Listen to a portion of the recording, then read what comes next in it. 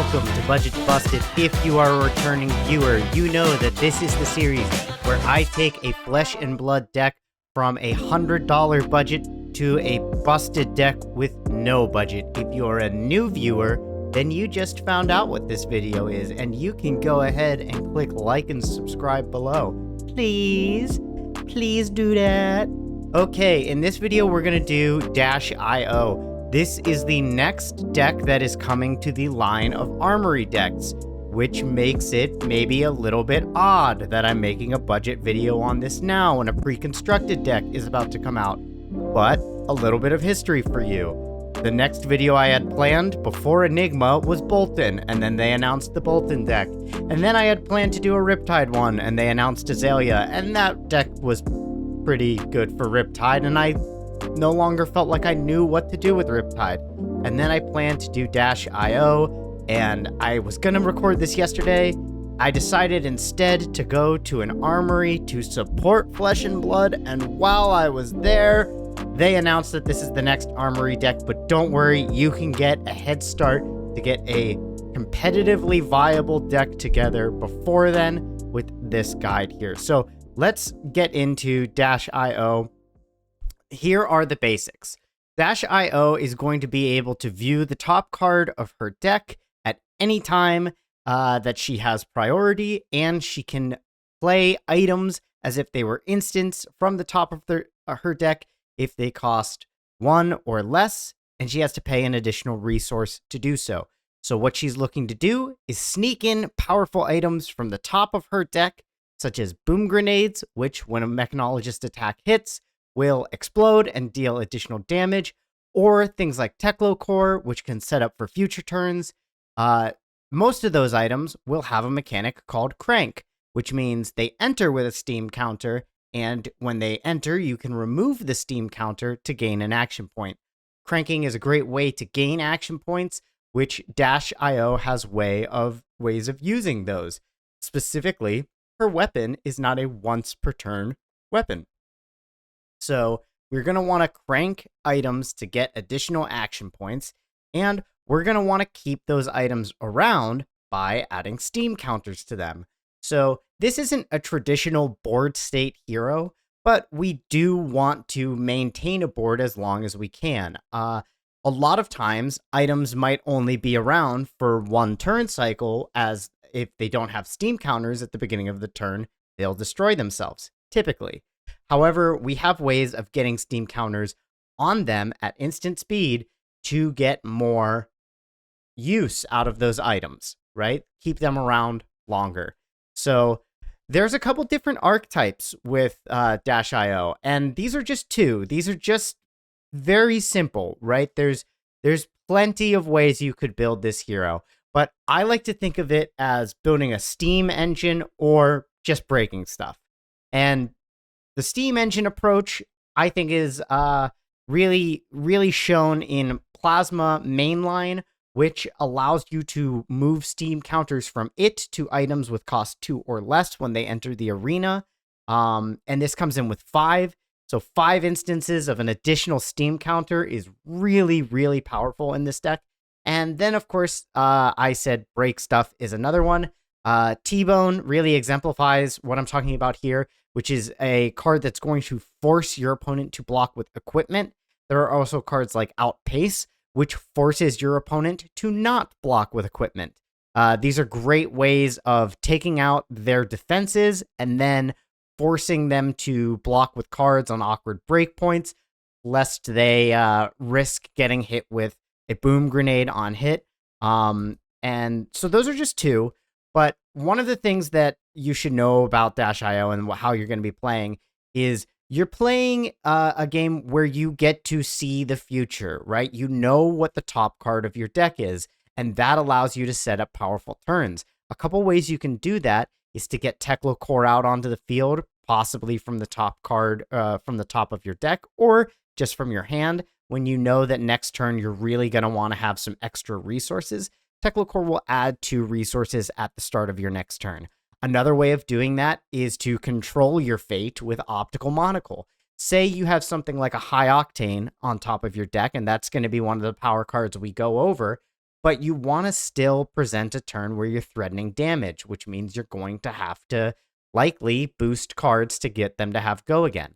If you don't want to get rid of that high octane on the top of your deck and you have an optical monocle on the field, you can opt it away so that you can save it for later. Because one of the problems with Dash IO is that she is going to churn through her deck. So this deck, unlike other decks, is not going to contain the same sideboard package. We are going to pretty much fat deck this one. We're going to put a lot of cards into our main deck just so that we make sure we're not running out of cards.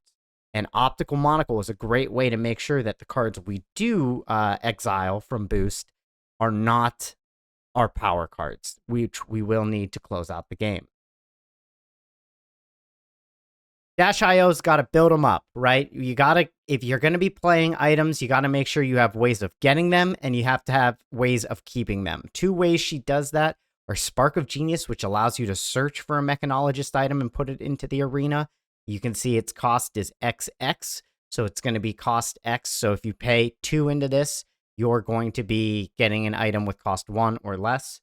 Actually, it's got to be the exact cost, but you can go for 0. We have plenty of 0 cost items. And if you've boosted this turn, draw a card. This doesn't naturally have go again, but as we talked about, Dash IO really does a great job of generating action points. And since we're going to be searching for an item, if you search one with Crank, you'll be able to crank that item, get your action point back, and continue the turn with a new card in hand.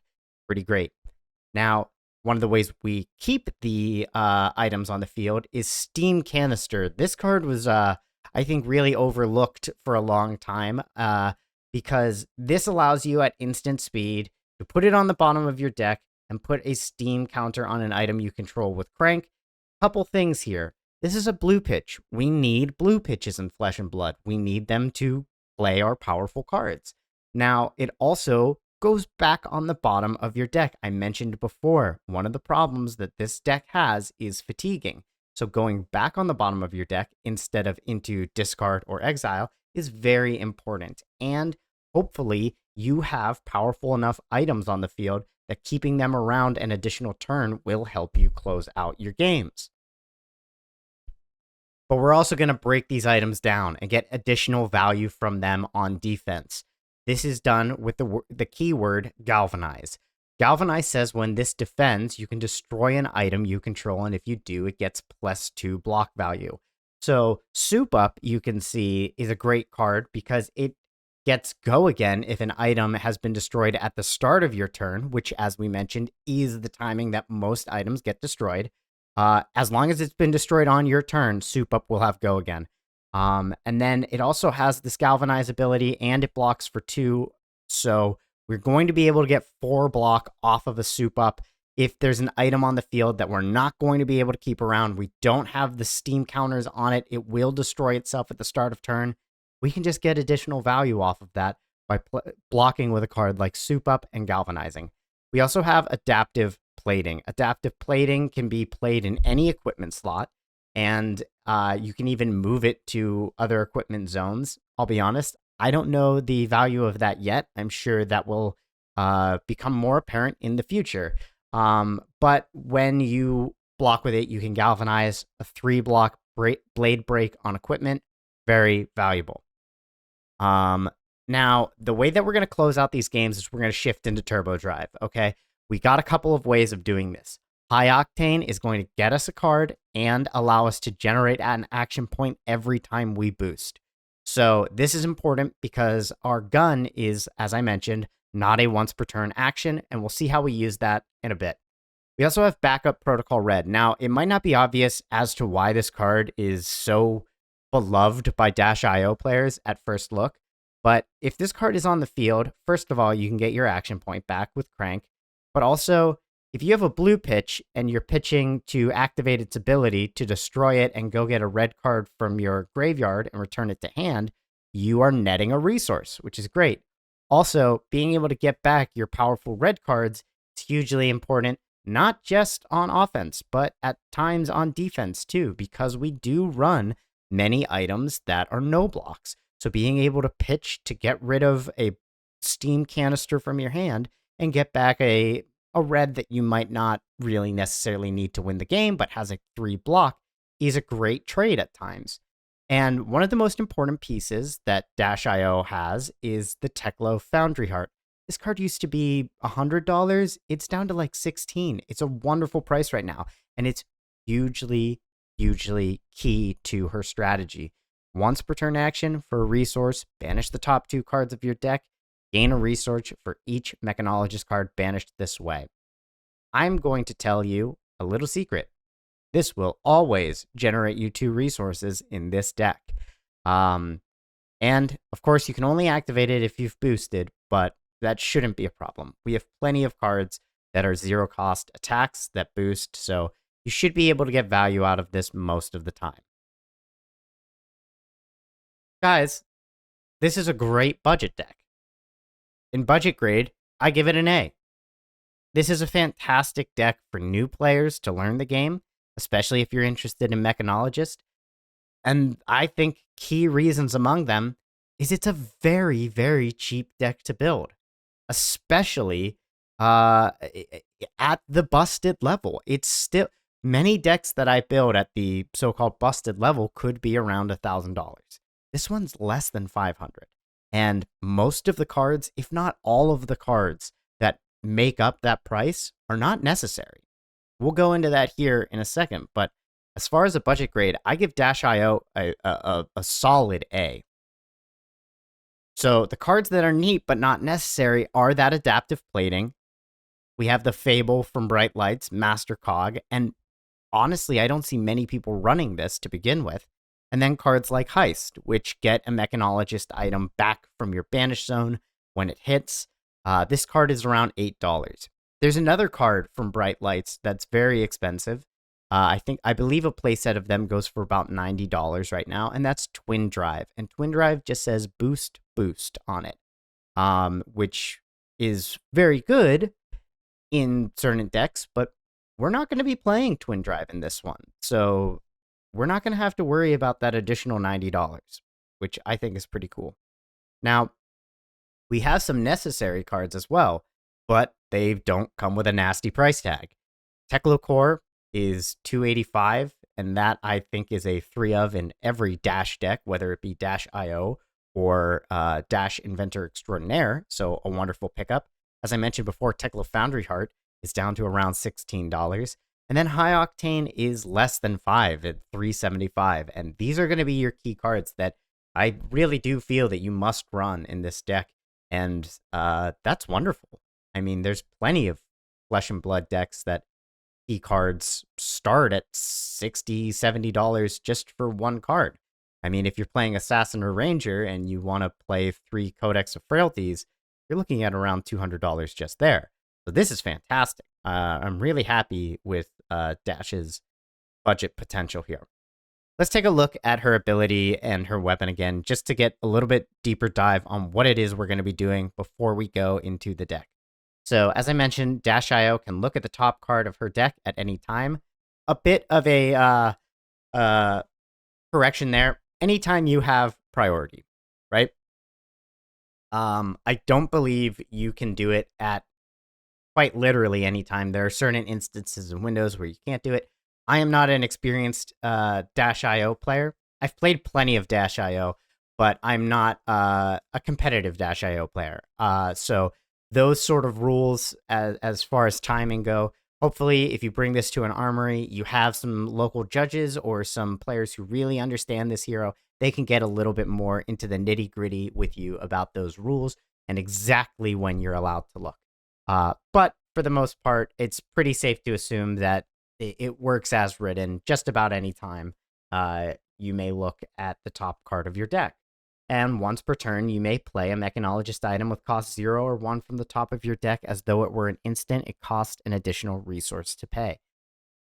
This is such a powerful ability. The ability to not only play cards from the top of your deck, but just to know what you're going to be boosting has allowed Dash.io to really stand out as a Mechanologist who could play, doesn't in this list, but can play non-Mechanologist cards, because you have that information before you go into this to say, okay, I have something like a Tome of Faendel on top of my deck. If I boost, I'm not going to gain an action point. So instead, what I'm going to do is I'm going to set up my items this turn. That's a very, very powerful ability. Let's look at Symbiosis Shot, which also has some very powerful abilities. As an action, you can remove a steam counter from this and attack. Whenever a Mechanologist item enters the arena under your control, if this has fewer than 6 steam counters, you may put a steam counter on this. So, on our high octane turns, I mentioned that we're going to be emptying a clip here. On our high octane turns, if we boost and get enough action points, we have 6 steam counters on this. We can send 12 damage over 6 instances. Some form of damage is leaking through on that turn. I don't know any hero that's not taking any damage that turn. So, fantastic weapon here. One of my favorites, just flavorfully. It's such a it's a very fun weapon to play with. Getting the ability to just unload it at the end of a chain is phenomenal. Let's look at the equipment spots, and here oh, look, I have a little outline I forgot to get rid of on this one. The yellow highlight here is these are going to be our busted cards. These ones are not within our budget. But what is within our budget is Viziertronic Model I, which has, as an action, you can destroy it, and whenever you boost this turn, draw a card, then put a card from your hand on top of your deck. It also has Go Again. So that's a pretty powerful ability. However, I kind of prefer in a budget deck Talismanic Lens, which just says instant, destroy Talismanic Lens, opt to. I like this because it's an instant ability, and you could, if your opponent declares no blocks and you don't have something like a Boom Grenade on top of your deck, and you know if you just get 3 more damage through, you'll be able to win the game. This is a really nice ability to just dig through your deck a little bit quicker to find those pieces that you need. Then, of course, in our busted list, we're just going to run 2 incredibly valuable generic headpieces. If you don't know these headpieces by now, I'll go over them, but they are pretty much staples in the game. Crown of Providence says when this defends, you may put a card from your hand or arsenal on the bottom of your deck. If you do, draw a card. Well, we know exactly what we're going to draw, so why not run this? Especially if we have something like a high octane in arsenal, and our opponent is sending something with an on hit of destroy an arsenal. This is a great way to just keep that power card safe for later and draw into a 5-card hand. Really fantastic for Dash. We also have Balance of Justice, which has Guard Well 2. So when it defends, it'll get -2 counters on it, but it will block 2. So that's pretty nice. And it won't destroy itself, unlike Blade Break or Temper. It has instant destroy this, draw a card, activate this ability only if an opponent has drawn 2 or more cards this turn. So it's always a really great headpiece to run in an extremely aggro matchup. As I mentioned before, we're running Teklo Foundry Heart in the chest. It's the only chest piece we need. It also has 2 Battle Worn, which is something we only really see in early Flesh and Blood sets. The reason is 2 Battle Worn is insanely strong. This is going to stay on the field all game, hopefully. There are ways that opponents can destroy it, but I mean, this is a fantastic way of getting free block value throughout the course of the game and have an engine to generate resources all game long. As far as the equipment goes, we have Goliath Gauntlet, which is a nice way of just getting some of our heavier Mechanologist attacks to present more damage and possibly hit. And I really like Ironhide Gauntlet in Dash. If I didn't, in fact, I don't have an adaptive plating, so I think this is a phenomenal alternative. Especially if you have an item on top of your deck where you're already planning on pitching to play an item on their turn. Why not pitch, get that item on the field, and generate an additional 2 block value? Stonewall Gauntlet is similar to the balance of justice in that it's really strong into any sort of matchup that is running Art of War, those aggressive matchups where they're going to be sending a large chain full of pumped attacks. This is a really great way to force them to break the chain.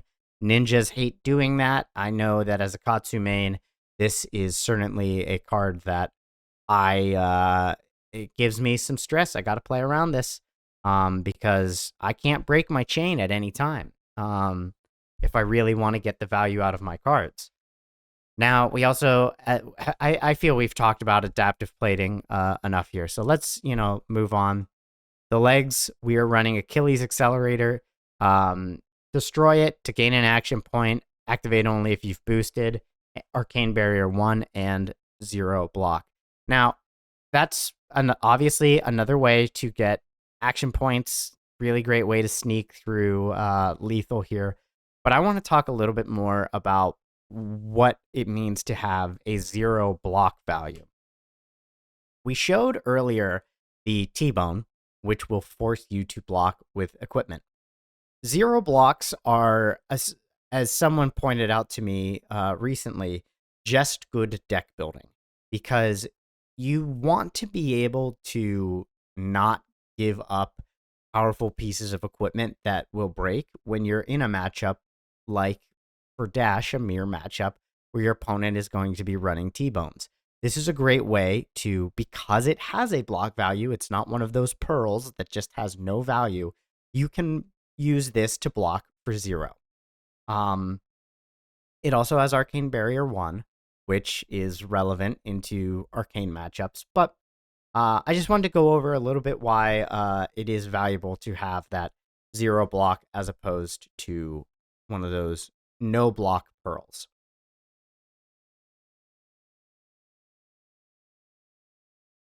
Okay, these are all of the items that we are running across both lists. It's a lot of items, so we really want to make sure we are playing our game plan effectively by being aggressive, because we don't want to be in a position where we're forced to block a lot. Some of the items that you may not be familiar with are things like Signal Jammer and Stasis Cell. Signal Jammer enters the arena with a steam counter on it. At the beginning of your action phase, destroy it unless you remove a steam counter. Each hero can't play more than one non-attack action each turn. This is good for Ranger matchups. It is a little tricky because playing non-attack action cards as instants is still playing non-attack actions. So it's really great into Kano because you prevent them from playing their non-attack actions from the top of their deck, but you also do it to yourself as well. If you are in a heavy Kano meta, if your locals are full of Kanos, I would say run 3 of these. If not, I'm only going to put in 1. I've hosed myself on Warmonger's Diplomacy in other lists enough that I worry about the downside of making myself less effective by playing this card. But Stasis Cell is a great card. When it enters or leaves the arena, activated abilities of target equipment can't be activated until the end of its controller's next turn. Playing this as an instant from the top of the deck is really good. We talked about Kano earlier. If you see them trying to go ahead and set up for a Stormstriders, playing this is going to force them to either fully commit or walk away. It also has actions. Put this on the bottom of its owner's deck. Choose an equipment. It can't defend this turn. So another way of just forcing our opponent to give us cards from hand or block with a valuable piece of equipment that they're not going to be able to keep around. I already talked about Plasma Mainline, Steam Canister, Teklo Core, and Backup Protocol. Penetration Script is what I'm building this deck around more than any other item. Because Penetration Script, it has Crank, it enters with 1 Steam counter, destroys itself at the beginning of turn. if it doesn't have a Steam counter on it, and it just says your Mechanologist attack actions have +1. That's like a mini Art of War. If we're playing enough, if we're getting our Steam canisters out, if we have a Master Cog and we're pitching a Master Cog, and we're keeping these around for 2 turns, 3 turns, the value on that is exponential. And it is really a powerful card that I was able to see the full extent of at Camp Green Tree when I was casting those games. And I knew then that this had to go in this list. Now, Teklo Pounder, you'll likely be familiar with if you're a Dash OG, Dash IE Inventor Extraordinaire player. It enters the arena with 3 Steam counters on it. When it doesn't have any counters on it, you destroy it. And once per turn, when you boost, you remove a Steam counter from it, and the attack is going to gain +2. So just another way to put out more aggression, more damage. And boom grenades are the bread and butter of any Dash IO deck. They are just items that cost 0, and when you hit with a Mechanologist attack action, you destroy a boom grenade. I believe boom grenade reds deal an additional 4 damage, yellow 3, and blue 2.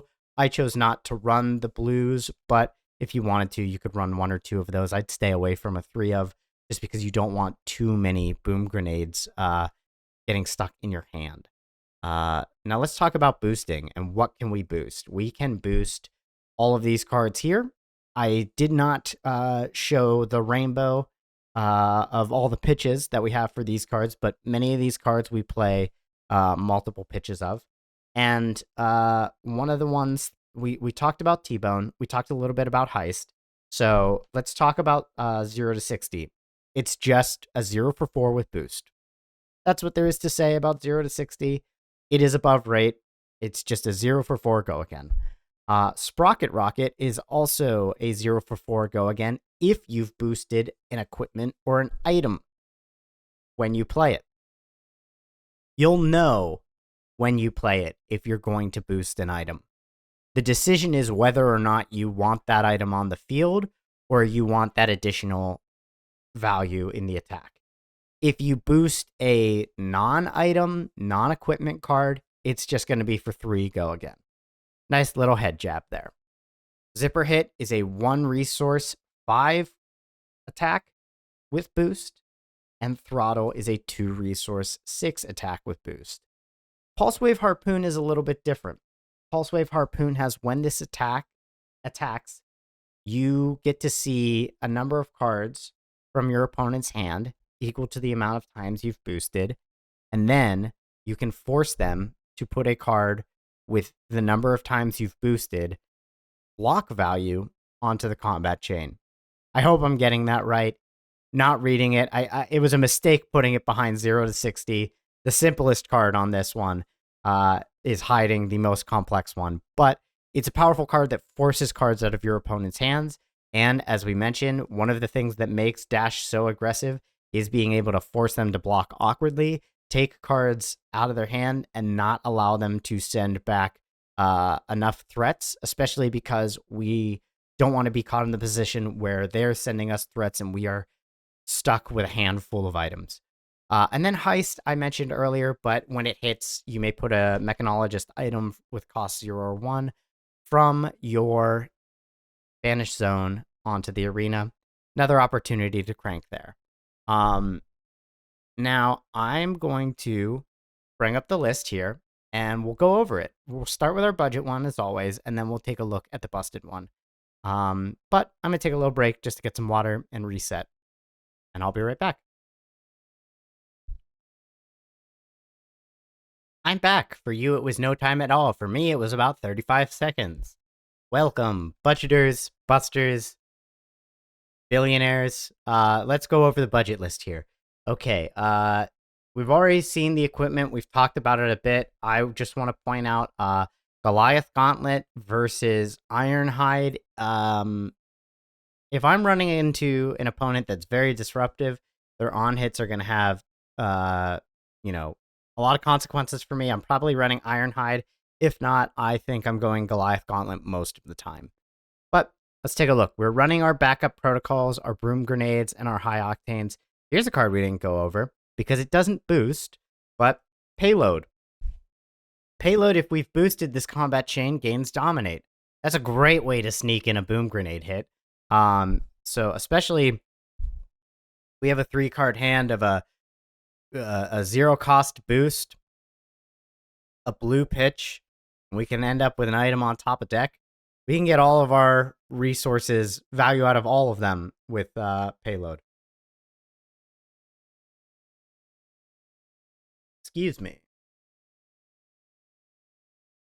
So we've talked a little bit about Plasma Mainline. This is a one of, mainly because it's a 2-cost and it doesn't have a block value. Those are some big reasons, but also it enters with 5 Steam counters. That's a lot of value that we might not get through, and it's really cool to be able to put 2 Steam counters on everything that enters the arena. But sometimes you don't need that, especially if you're getting a lot of your boom grenades into the arena. If they hit, then those 2 additional counters didn't really gain any value. But we'll continue on here. We've talked about all of these cards. In our budget list, I run Wage Gold. I've talked about this card before. I've talked about my love for it, but it's especially my favorite card. It's my favorite card in Dash.io. And I don't run it in the busted list, mainly because the 3 cost is pretty high and it's a 2-block. But there's a couple... everything about this card screams Dash.io to me. First, it has the keyword universal, a one-of-a-kind keyword right now that just says, while in any zone, this is the same class as your hero, which means you will succeed on your boosts when you boost Wage Gold. It will count as a mechanologist card. Now, it also has, when this attacks a hero, you may wager a gold token with them. Now, a gold token is an item, but it's not a mechanologist item. So it won't add a counter to your gun. But because we get to see what we would be drawing into off of a gold token, it's incredibly valuable. We can start a turn by pitching a blue, drawing a card off breaking the gold, having a 4-card hand, and a resource floating. That's just one way we could get use of gold. We can do it mid-turn as well. Just to, I mean, this is a really awesome card. And gold is really fun in Dash.io. Moving on, we have our boost cards. We have Zipper Hit, 0 to 60, Boom Grenade, Penetration Script. I think we've talked about all of these. Let's talk real quick about Backup Protocol Blue. I throw this in the list just because we do run our T-Bones, and if we are in a place where we wanted to break our opponent's equipment, sometimes we just need one more T-Bone, and that will stop them from getting the value that they need. So this is a great way to just get our T-Bones back. We've talked about the rest of these here. Pretty simple stuff. Let's go now and look at this busted list and see how it differs. Right away, you'll see our busted equipment that we mentioned earlier: Balance of Justice, Crown of Providence, Stonewall Gauntlet, Adaptive Plating. Those are the differences. And now here I ran a card that, here's another one we haven't talked too much about yet. BIOS Update. The next attack action you boost this turn gets +3. The next time a mechanologist item with cost 2 or less is banished to pay a boost cost this turn, put it into the arena, go again. I really like this because all of our mechanologist items have a 2 or less cost, but we can only play 1 or less cost from top of deck. So this is a great way of getting to sneak in our items like Plasma Mainline into the arena. I think there's one more that has a 2 or less cost. Let's see. Teclo Pounder. We can sneak in a Teclo Pounder that way as well. I think this is a really powerful card. I really enjoy it. We have our Boom Grenades, Heist, High Octane. These are all cards that we've talked about. We are running one less Sprocket Rocket just because at times this is just for 3. So I wanted to just add and keep going with some of these heavy hitting attacks. We have the Master Cog. As I mentioned before, this list is built really around penetration script, and I don't think I've done enough justice on talking about that here. So the reason we run the Steam Canisters, the reason we run Master Cog is to keep penetration script around more than anything else. That's the card we want to keep. 0 to 60 is for 3. Boosted, it gets go again. If you have 1 penetration script, it's for 4. 2, it's for 5. 3, it's for 6. If you have just 1 in your hand, 1 penetration script and all your yellow 0 to 60s, it's like having 3 red 0 to 60s in hand. Right? It's just a lot of value turn over turn. If you can keep it, if you did that every turn and you had penetration script out every single turn, you're adding 9 value over 3 turns. That's really great. Especially because the implied value is even more because we have on hits and it's a break point. So I shouldn't get too in the weeds with talking about value. Other people can explain it better. I could be lost in the sauce with that one. We also took out our blue backup protocol because I'm only running 1 blue T-Bone. These cards are fine to get back, but only 0 to 60 and T-Bone have a 0 cost. So Zipper Hit, you'd be able to get back and use that floating resource to play.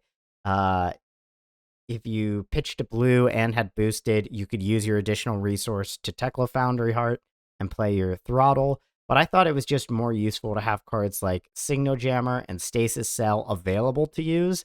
I also didn't think, because we are running Master Cog, that we necessarily needed 3 Steam Canisters. As I mentioned, we also run the Technical Core for that additional aggression.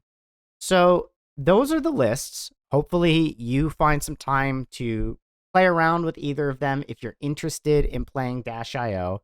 And I hope you are, because we have this Armory deck coming out. It's going to add some great value to Dash.io, and it's just a very, very fun hero. So let me know in the comments below what you like about Dash.io, what decks you want to see next. Should I go back and do a Bolton upgrade video? Should I do a Riptide video? Those are the kind of things I would love to hear from you, as well as just letting me know what brought you to the channel and what brought you to Flesh and Blood.